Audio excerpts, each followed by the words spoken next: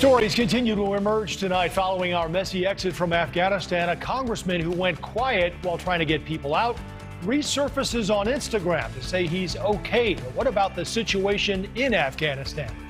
A new report of a phone call between President Biden and the president of Afghanistan as the country was collapsing, where Mr. Biden reportedly told him he needs to work on, quote, changing perception of what's happening. We'll get into that. And later, the controversial new law in Texas, where snitching on someone who breaks it could get you $10,000. The Donlon Report starts right now.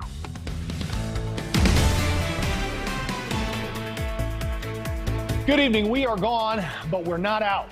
One day after President Biden highlighted his promise to get U.S. troops out of Afghanistan, there are a number of developments regarding another promise he made to get all Americans out of the country, too. It's unclear how many remain, but the White House has said it's at least 100, maybe 200. We know for sure tonight that 24 California high school students are still there. They were on a trip to visit family and are now stuck in Kabul. We also learned today that another member of Congress has inserted himself into the debate.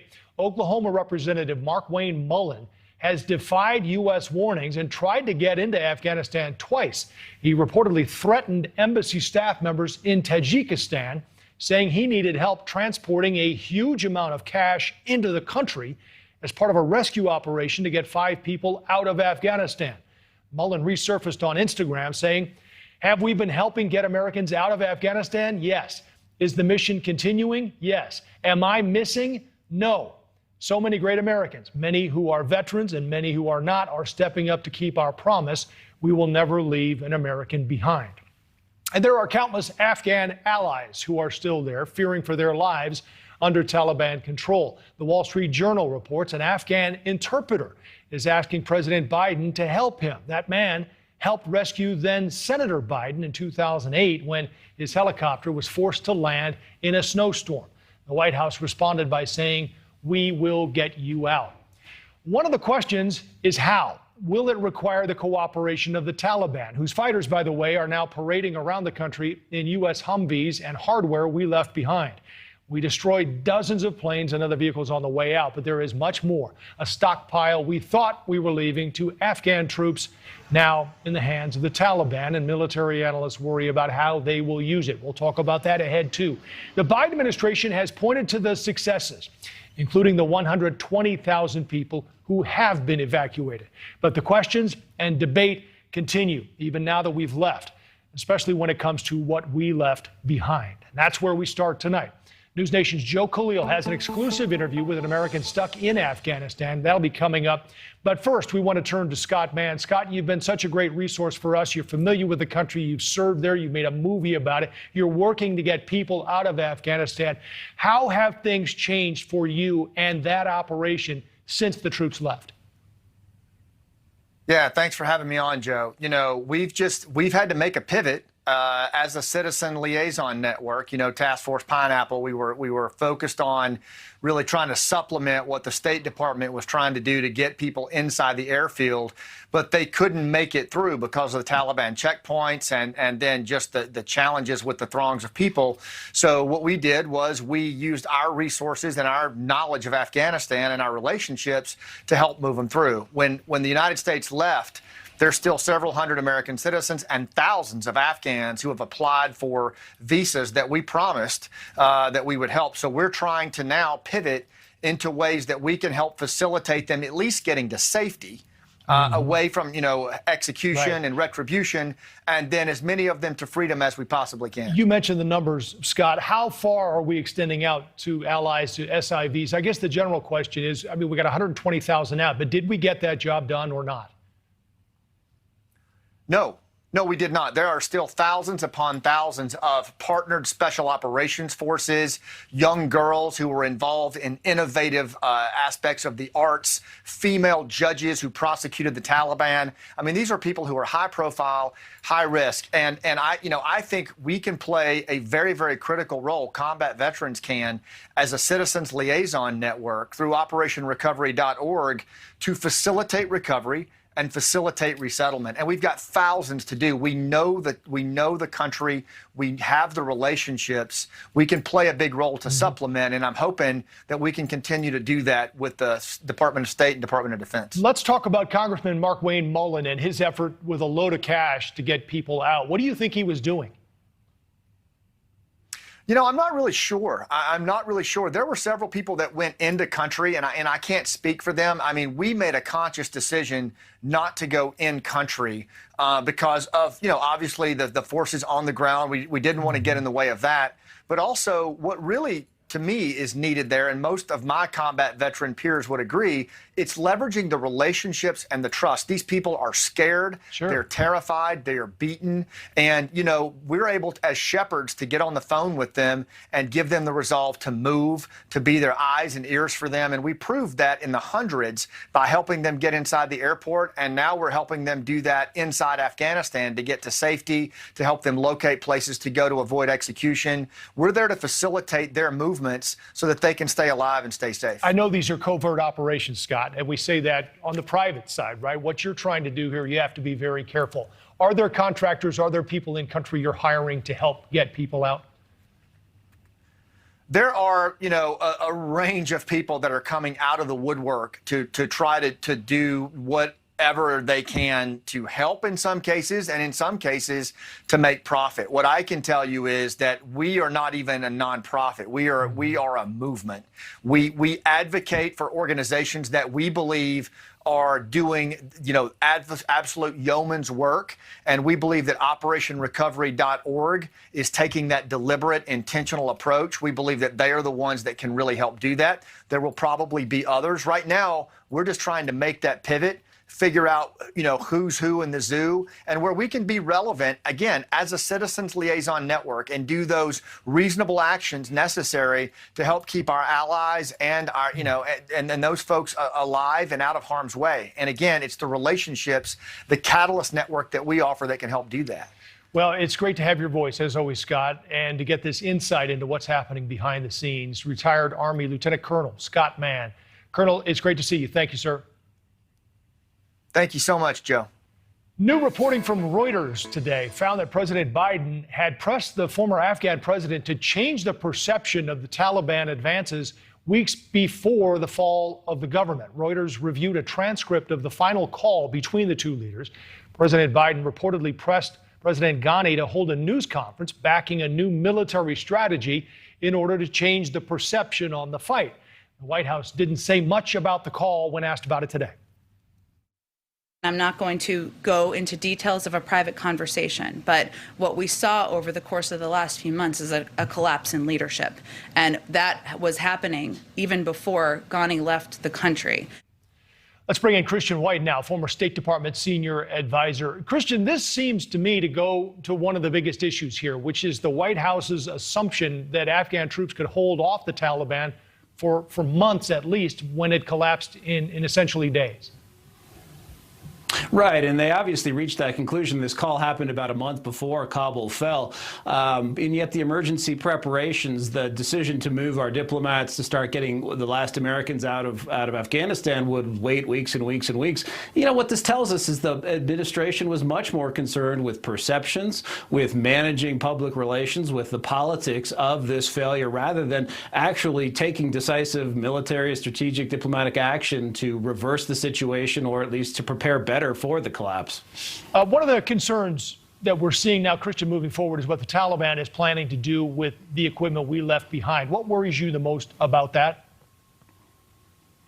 You know, I gather with what equipment the military had access to more recently was disabled, was destroyed. But, you know, most immediately what it does is it will help the Taliban get control of all of Afghanistan. The idea that the northwestern part of the country that is a different ethnic group that was separate from the Taliban the last time they controlled Afghanistan would be able to hold out, and in doing so distract the Taliban from exporting terrorism or achieving sort of a perfect dictatorship inside. that's gone because they're going to probably get unitary control of the state. Right. Much of the criticism, and this goes to your State Department experience, Christian, much of the criticism has gone to the president and to the Pentagon, for that matter. The State Department, I guess, could say, look, we got 120,000 people out of there. How do you think State performed during this? You know, I don't think they did very well. The key thing the State Department is supposed to be good at is political assessments and political intelligence. The CIA is a little bit removed from that. The Defense Intelligence Agency should be assessing the quality of an army, but understanding a political entity and whether or not it's survivable, and also training police forces. That's an area the State Department intentionally pushed into to have a sort of seat at the table in the great game in Iraq and Afghanistan. They did very poorly at that, so I wouldn't give them great ratings. They're also not being terribly honest with the American public. On that note, Christian, there are some in Congress who are now saying that we should not recognize the Taliban as a legitimate government. Where are you on that? You know, I differ from other conservatives on this. I think that if the Taliban continue to act in pragmatic ways, and we have to have eyes wide open, these are former terrorists, could be current terrorists, very regressive people. But the fact that they allowed us to at least have a period where we could withdraw Americans, that they at least are saying some things that differentiate them from the Taliban before 9/11, I think we shouldn't rule out the possibility of diplomatic engagement for them. You know, the key here, the strategy is to make sure they don't export terrorism and to be able to turn our attention to greater threats like China and Iran. Well, that relationship certainly could be key as we try to get the remainder of people out of the country moving forward. Christian Whiten, it's great to have your experience as well. Thanks, sir. Thank you, Joe.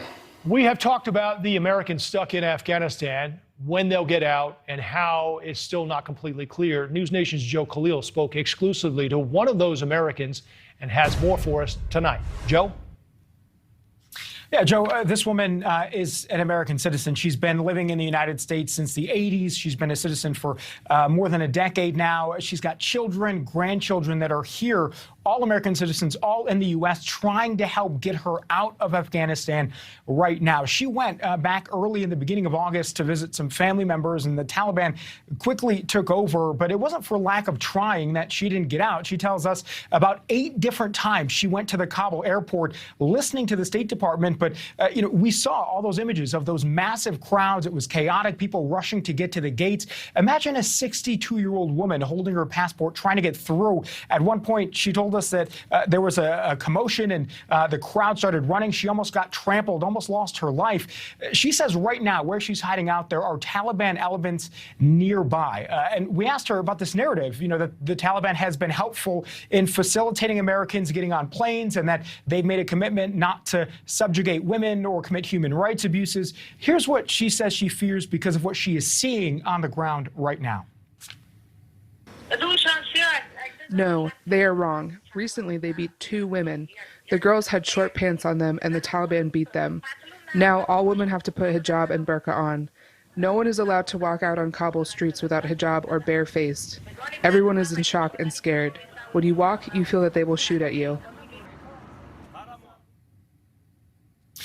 She says she feels like the State Department, like the government, has left her behind. And, Joe, I don't want to sugarcoat it. At this point, her family, they are trying still, but they are not certain, with the military gone, how they're going to be able to get their mother out of Afghanistan. Right. It is a serious concern for them. That was my next question, Joe. How does she get out? Because as far as I know, I don't know if you know any differently, but it's not like commercial flights are landing at Kabul International. Yeah, and her family is trying other routes without getting into specifics and details, but they are trying to work with the State Department. They have been in touch with some NGOs, some Afghan civilians who are on the ground, both in the United States and in Afghanistan. They're trying a number of different options. We spoke to that woman's daughter who took us through methodically all of the steps that they are taking to try. But at this point, just as you point out, there's really no clear answer, and we're not hearing it from the State Department. We're not hearing it from the administration as to how they plan on getting American citizens out. So right now, for the time being, she is there, and they're worried that there is no plan because they haven't heard otherwise. Joe, did she say, you said she went in August, is that right? Yeah, her family tells us that she went at the beginning of August. She's 62, but she has a mother who is older than she is, who obviously she's not doing well. She's an elderly woman who is sick. So she went there partly to see her mother, partly because she had some other family business that she was going to attend to. At the time that she went, the situation looked risky, but the Taliban wasn't taking over Kabul at that point. She actually had a flight scheduled out of the country at the end of the month. She was planning on just staying for a couple of weeks. Things obviously took a turn for the worse when she was there, and her family thought she was confident they would be able to get her out if something bad happened. They clearly didn't expect what we all saw, the reality on the ground. Well, yeah, you answered the question, because that's why I was wondering if she was concerned going in there, but you did answer it. Yeah. Joe, thank you so much, and I know we'll have more of your exclusive interview throughout the evening here on News Nation. Thanks, Joe. Thanks, Joe. We do have some breaking news this hour. Social media giant Facebook has confirmed that it did help fly 175 Afghan nationals, including some Facebook employees, out of Afghanistan. According to Politico, the plane transported the 175 nationals from Afghanistan to Mexico. Temperatures rising in New Orleans, and we are not talking about the triple digits on the thermometer. No power, no gas, no sewer, and no end in sight. We're on the ground live from New Orleans with an update on the recovery effort. Brian Enton joins us on the other side of the break. And later, a new law in Texas, controversial for many reasons. And here's one of them. If you turn someone in, you could get paid. Don't forget to follow us on social media at the Donlon Report on Twitter.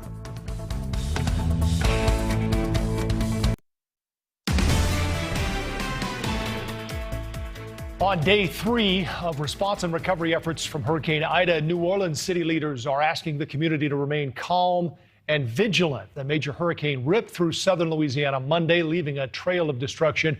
Officials warn power will be out, possibly up to a month, in punishing heat. New Orleans mayor announced the city is focusing on getting people what they need, things like food, water, air, and charging stations.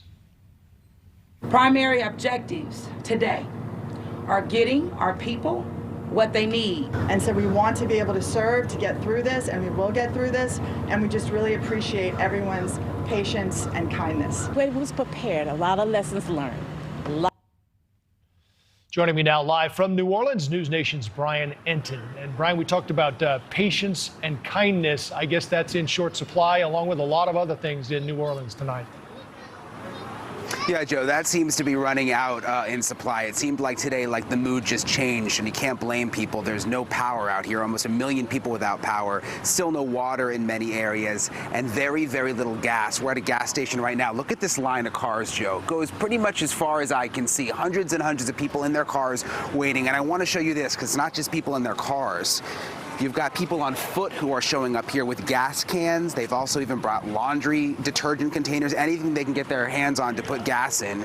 You see, you've got kids out here. The line has been long all day long. The awful thing is people will wait and wait and wait and wait, and then all of a sudden they'll come out and say, at this point we've run out of gas. Everyone gets very, very upset, and then they move to a different gas station. It does become volatile out here. At a different gas station we were at earlier today, there was actually an owner there who had a gun out because he said people have been fighting and other people have been showing firearms, and he had to do that just to keep the situation safe.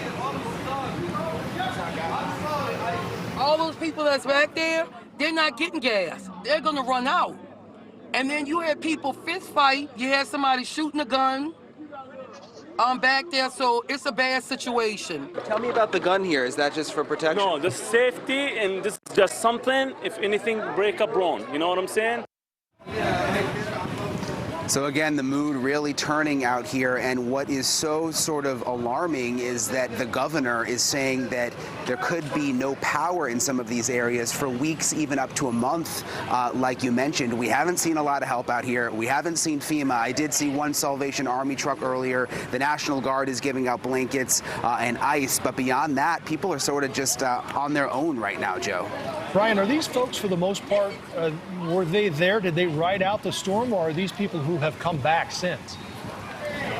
These are people who rode out the storm, and the governor today said in his press conference, if you evacuated, do not come back, and if you're here, leave. The issue is so many of the people we've talked to today want to leave, but they have barely any gas in their tanks, and you have to go at least 2 or 3 hours away from here to get a hotel or to really get to any sense of normalcy. All right, well, that's a great look at what's happening in New Orleans tonight, courtesy of News Nation's Brian Enton. Brian, thank you. For more on the situation now, we are joined by Washington Post senior editor Mark Fisher. Mark, you've been writing a lot about this lately. I read your last couple of articles. Let's start with what you think worked at least, and that's the levee system, but it's not all good news. Right. What the levees actually held pretty well. This is an enormous investment by the federal government, $15 billion since the Katrina disaster 15 years ago. So that part worked. You spend that kind of money and we get that kind of engineering, you're going to get some effect. The problem is that, of course, the power grid has not been updated in nearly that rigorous kind of way. And we've seen this across the country now, where when weather disasters hit, these old electrical infrastructures are very much susceptible to that, and we're seeing extended outages and this enormous rush of help from across the country, but it takes time. And extensive damage to that grid as well, right? And one of the main transmission lines fell into the Mississippi River, as I understand. That's right. And so the power situation is going to linger for some weeks. People on the ground who've had a lot of bad experience with this in recent years are worried that this could go on for months. When they hear weeks, they hear months. So that's something that, on top of all the other shortages we just heard about, is not a good recipe for peace and happiness. The other failure that came out of this, Mark, is the 911 system. What can you tell us about how that went down and how it impacted what happened in the end? Well, it got so bad, the outages in the 911 system, that residents were told to go out on the street and try to flag a police officer if they needed one. And when you have enormous amounts of rain and wind, that's not exactly something that most people can follow when they're in great need of assistance from the police. 911 systems across the country have had problems. Many of them are working on outdated computer bases. And so this is a chronic problem that these kinds of infrastructure questions, often we don't address until there's been a disaster. Now, at least with the levees, they got ahead of it. Yeah, we know now, Mark, too, that the president will be going to the area on Friday, and we'll use that to segue into a political shift right now and his poll numbers on how he handled Afghanistan. A recent Reuters poll showing only 38% of Americans approving of the president's handling of the withdrawal. Another one in 3, saying the administration handled it poorly. The Post editorial board put it this way, Mark, as you well know, the U.S. leaving thousands behind is a moral disaster. So it sounds like most Americans supported the withdrawal, just not this withdrawal or how it went down. Is that the gist of it? That's exactly the right distinction to make. It's important to remember that before this happened, and even now after it's happened, some enormous majority of Americans, 70-odd%, think that it was right to pull the troops out of Afghanistan. And people have long since lost patience with that conflict and with the American involvement there. The problem is how it was done, the sort of haphazard way, the tragic deaths of American service members and so on. But it's important also to remember that these kinds of tiffs, especially when the Republicans or the opposition party uses this against a sitting president, there's not a whole lot of public memory of that. If you look a year down the road, as we saw with the Benghazi situation in Libya, a big hit to Barack Obama's reputation at the time. A year later, no one remembered it. Yeah, one of your other columnists we quoted as well yesterday, who said this would be a long forgotten memory, even by the midterms. You believe that to be the case? Well, I think so. I mean, first of all, it's a place that's very far away. Second, that very same poll that said that people are concerned about how President Biden has handled this, that very same poll said that large majorities of Americans have other issues that they care about a lot more, namely the pandemic and the economy. And so I think the midterms will turn on that. Right. And that's what we've heard already. Republicans are focusing on those pocketbook issues in those key districts in the midterms. Mark Fisher, senior editor, Washington Post. The paper's doing great work. We read it every day. Thanks for your time. Thank you. How secure is Social Security? Well, it's fine, at least for the next 12 years, according to the government. But then what? What are the chances you'll never see a check from Social Security? We'll have that ahead.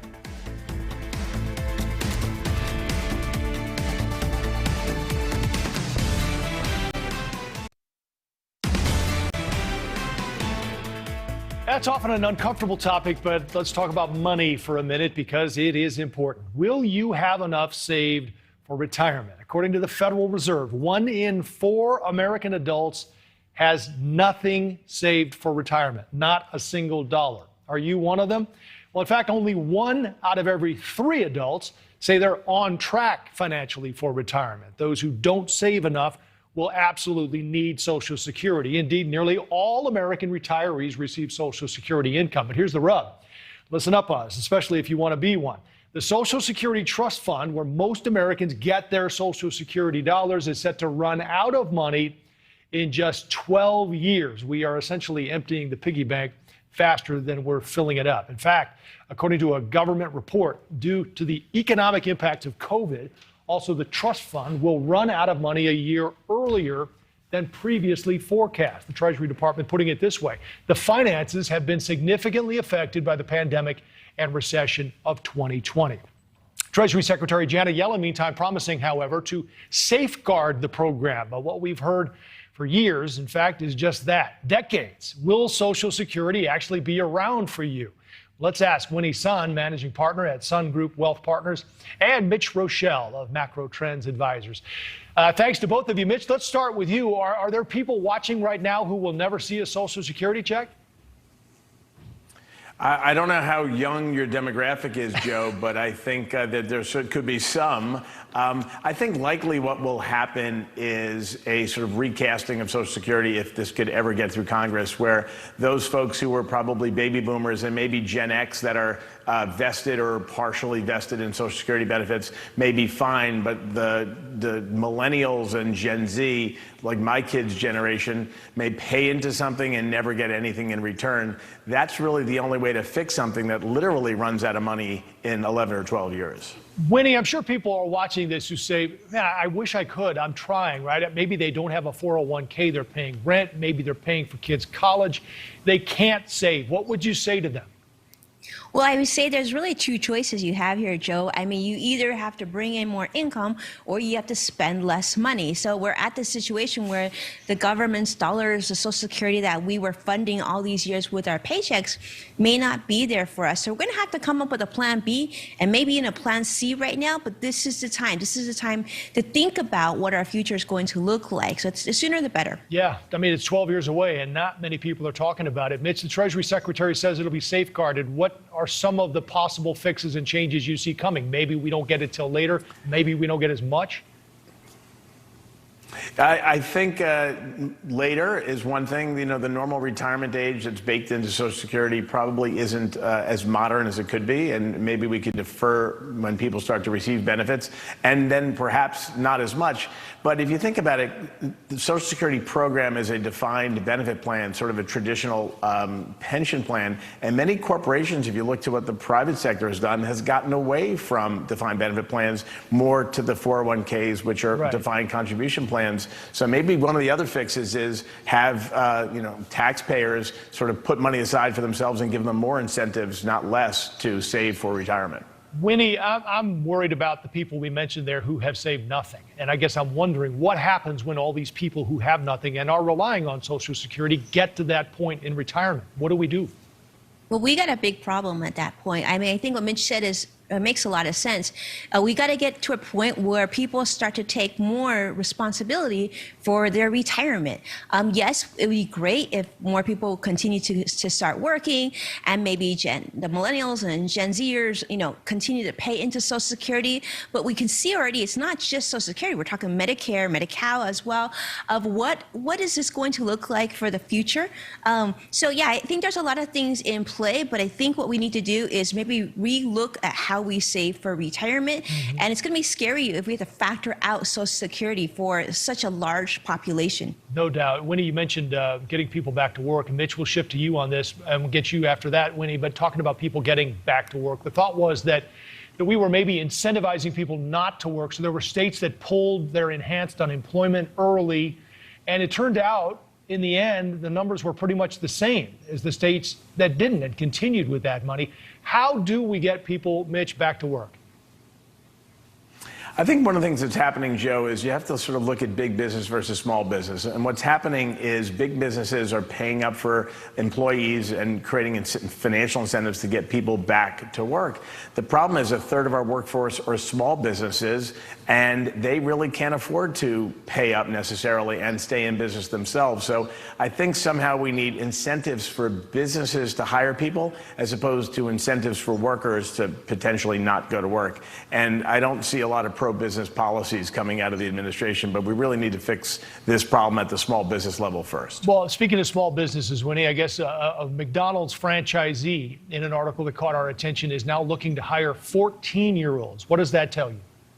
It tells us that there's a big problem, that they can't hire people. It's not just about enhanced unemployment benefits. It's the greater problem here that we're seeing is people are still very concerned about Delta, about the pandemic. And until that's behind us, you're going to continue to see businesses not thrive, because it's one thing, you know, everyone's sending their kids back to school. So we thought, well, then parents could go back to work. But the truth is a lot of people aren't in a hurry to get back to work because they don't feel safe enough to do so. So we even saw news out of Google today. Sundar Pichai said, you know, we're going to keep really flexible. You don't have to come back into the office probably until 2022. So when you're hearing that and you're looking at your availability, you know, even substitute teachers right now, they're not willing to go back into the workforce yet. So these are such bigger problems that I don't think money can solve in the short future. The other problem, Mitch, is prices are going up. I mean, you talk about gas up roughly 50%. You can see the price of eggs up, milk up. Even the White House, Mitch, is conceding this now, saying that prices they're anticipating will go higher in the fourth quarter. So we have Social Security running out. People aren't working. Prices are going up. There has to be a silver lining in this economy, right, Mitch? Listen, the silver lining is that the economy is continuing to expand and GDP, gross domestic product, is booming and will probably continue to boom. What I do worry about on inflation is if the labor market continues to be tight, we could find ourselves in a very vicious cycle where wages keep going up because companies have to pay more to get workers, and then because they're paying more, then they have to raise prices. We have a service-based economy, which is on the backs of people, which means if you have to pay more for those people, then you have to pass those prices along to the consumer. So the silver lining is there is growth, and the silver lining is there's 9 million open jobs out there. Right. If people, to Winnie's point, just feel safe enough to get back to work. Leave us on a high note, Winnie. Well, I think there's some silver linings in there. We're definitely seeing, you know, Americans reassess where their budgets are. I'm doing like record numbers of client calls these days, and people are learning to save more and like live within their means. So who knows, maybe future retirement means that we have a better sense of how much money we need for the future, and we make adjustments. And when the pandemic is behind us, I think things will start to improve more quickly than we anticipated too. So I think that's a big silver lining there. Pay yourself first. Isn't that what they say? I think that's, exactly. Yeah. All right. Hey, Winnie Sun of Sun Group Wealth Partners and Mitch Rochelle, founding partner of Macro Trends Advisors. Good to have you both. Take care. Thank you for having us. See you soon, Joe. All right. You know the old saying, snitches get, well, doesn't actually end well, but that may be the case in Texas, how the state is enforcing their new abortion law. And Joe Rogan is the latest celebrity to get COVID-19, but in tonight's American Snapshot, he's not the only one feeling its impact.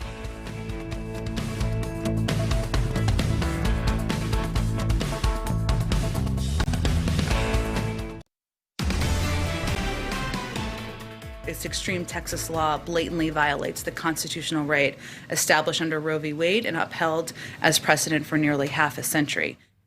That was White House Press Secretary Jen Psaki speaking on the new law that went into effect in Texas today, essentially banning abortions after 6 weeks into the pregnancy. Critics argue it poses a challenge to the constitutional rights laid out in the 1973 Supreme Court decision Roe v. Wade. Those backing the bill say it helps protect the most vulnerable among us, unborn children. We have both sides of this debate with us tonight. Chelsea Human is with Human Coalition Action Texas. Her group supports this new law, and former federal prosecutor Katie Cherkasky, attorney who advocates for a woman's right to choose. It's an emotional issue and an emotional case. We all know that. I think we can concede on the way in that you have valid points on both sides, and we want to hear those out in a civil way here and try and explain this. So, Chelsea, let's start with you if we can. I want to focus on what's different beyond the big picture questions that we all sort of have taken a stand on this issue. How would this be different? It's a civil penalty, right? Allowing someone basically to report a person who has an abortion, or even someone who helps that person get an abortion. Is that right? Yes, today is a historic day because Texas is the first state to successfully enact a heartbeat bill across the entire country. 15 states have tried, 15 states have failed. And this bill is different, as you mentioned, and that is because it allows for private enforcement, civil lawsuits in a state court of law rather than government enforcement. It's different, and we're hopeful that it'll be constitutional and withstand court scrutiny. So that it would be up to people to civilly fire. This isn't a criminal case. It would be up to people. Katie, and I'm sure my question was, how would they know that someone had an abortion? And if someone were to ask them, I'm guessing the response would be, that's none of your business. Well, I guess that's one of the many questions. I don't know that the law dictates how people might come about that information, but from my understanding, it's very broad in terms of obtaining the information, and you don't have to show any personal injury in order to pursue that legal action. So that's my understanding of how that would work in a practical setting. But really the bigger question is this law going to be upheld as constitutional? And I think that today, the Supreme Court silence has been a bit overinterpreted because it's very early in the process of looking at what might happen with this type of statute, which is unique in the way that it allows for enforcement, which is why it's a little bit different, or a lot different, than a lot of these other bills that have been struck down in the past. Right. I guess we will see. And Chelsea, at this point now, what do you read into the fact that the Supreme Court didn't take this up? I completely agree. I wouldn't read too much into it. They have taken it up. It's going through the normal process. I mean, briefings were filed as of 8 o'clock last night. So we have to see what the process had to say. But I'm confident that the law is on our side on this one. And that is because there's no government actor to sue. There's no government action to enjoin. It's exclusively enforced through private civil cases, and that's unique and I think going to stand court scrutiny. Katie, do you think this does get back? A lot of people who are watching this are saying this could be the challenge to Roe v. Wade that conservatives have been looking forward to with considering the makeup of the Supreme Court. Do you think we ultimately get back there? Well, this is a very unique law, and the reason that it's different is because, as we've talked about, it takes a private citizen to enforce it. And the argument is that it can't be looked at by the federal courts because it's only private citizens. But I don't think that argument actually will prevail because, in fact, there are government actors that are required to essentially carry out the law's dictates. So on the one hand, you have the law saying that only a private citizen can enforce it, but you have government actors like judges and court clerks and people on the medical side that have to report doctors that will actually be required to actually carry out the law's intentions. And then on the other hand, you have the law itself on its face dictating that abortions after 6 weeks are not allowed. That clearly contravenes Roe versus Wade and the Supreme Court precedent of viability. Up to the point of viability, abortions are permitted. So I don't think a state law, even if it's enforced by private citizens, will be upheld in that respect. Chelsea, I can't help but wonder, the governor there in Texas has said there will be no mask mandates because that's a personal health issue. How is this different? I love that question. It's such a great question because when it comes to abortion, there's another person involved, another human besides the woman and her provider, and that is the child in the womb. And we at Human Coalition Action, we think every human matters. Every human has dignity and is a person and worthy of protection, no matter what their stage of development, pre-birth or post-birth. So for that, I would just say abortion's different. It involves another person, another human being whose life is ended and is terminated terminated by the procedure. But I'm not just hopeful for the vulnerable in Texas, the unborn children today. I'm hopeful for vulnerable women in Texas, and that is because Texas has spent decades building an infrastructure, an unprecedented infrastructure and programs to help mothers in need. This isn't 1973. This isn't Roe versus Wade. Society has come so far, and instead of telling women the message that they've heard for decades that they can't and they're incapable and they won't be able to, we want to send the message that there are 2,700 organizations that stand ready to serve you as long as it takes and to help you get on your feet, to provide real solutions and better options. Some would argue that society has come a long way, but at this point now, we're essentially putting a bounty on women who are considering an abortion. Katie, I'll give you the last crack at this because to Chelsea's point, I think masks, at least you could make the argument, also are being worn to protect other people. I don't know where you are on that argument, but I'll give you the last word. Sure. I mean, there obviously is some hypocrisy that can be pointed out with the whole thing. But at the end of the day, I think that I'm hopeful that the Supreme Court silence is not to be interpreted in favor of upholding that law, but only to review the law in due course and actually make sure that they're thoroughly addressing this kind of workaround that other states might then take into consideration. So I'm hoping that there's a thorough response at the appropriate time, and I think that we'll see that it will be consistent with the precedent. Chelsea, where do you think this goes next? I think we'll see it through courts. I'm excited that at least as of today, children in Texas are being saved, and it sends a strong message about the vulnerable in our communities and our willingness to, as a society, protect them and come alongside women. Katie, do you think this holds up? Not in the long run, but it will take time to get through because it's a unique law that has a different mechanism and it's not a state actor up front. So it's going to take some analysis by the courts, but I absolutely think that the precedent will stand and that Roe v. Wade will not be threatened by this in the long term. Chelsea Human with Human Coalition Action Texas, thank you very much. And Katie as well, Cherkasky, we appreciate both your time. Thanks for the discussion tonight. Thank you. In a blow to those impacted by the nationwide opioid epidemic, the Sacklers, that's the family behind Purdue Pharma and OxyContin, are now immune to any opioid lawsuits. A federal judge approved the bankruptcy settlement today after 2 years of negotiations. And in exchange, the Sacklers will be forfeiting ownership of Purdue Pharma and paying a $4.3 billion fine. Judge Drain says the settlement money can go toward drug treatment and repairing the fallout of the opioid epidemic. As a second vacation season during the pandemic comes to a close, the CDC urging caution tonight. Next, they're warning about the Labor Day weekend and the length to which people are going to avoid getting vaccinated. It's our American Snapshot next.